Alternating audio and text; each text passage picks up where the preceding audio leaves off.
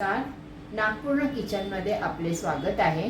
मी आज तुम्हाला ऋषी पंचमीला भाजी बनवतात त्याची कृती तुम्हाला दाखवणार आहे। त्यासाठी घेतलेल्या भाज्या मी तुम्हाला सांगते।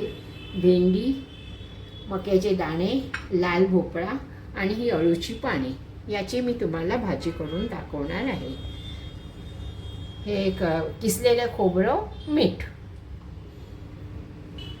तेल आणि ह्या भाज्या मी सगळ्या धुवून घेतलेल्या आहेत आणि त्यांना बारीक कापणार आहे। या भाज्या मी अशा चांगल्या बारीक कापून घेणार आहे संपूर्ण।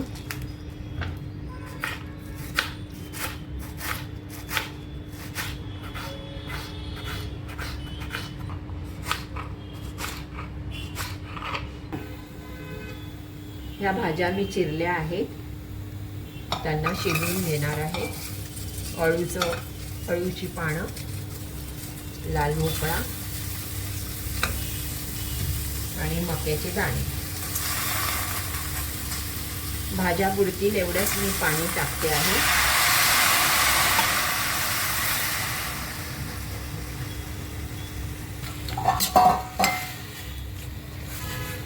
आता ह्यांना थोडं झाकण ठेवून शिजवून घेणार आहे।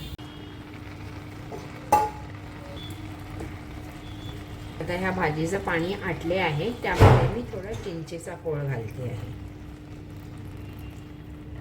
चिंचेचा कोळ हा मी आता जरा आटवून घेते आहे।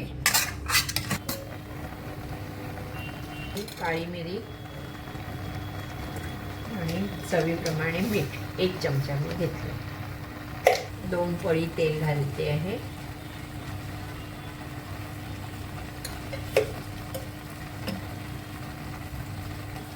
हा ओल्या खोबऱ्याचा किस केला आहे, 1 वाटी आहे।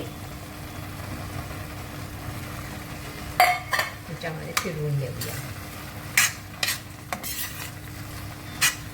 मी वाफून घेते आहे मध्यम आचेवर। त्याला चांगली वाफ झाली। आता आपली ऋषी पंचमीची भाजीची तयारी छानपैकी झाली, तर करून घेऊया।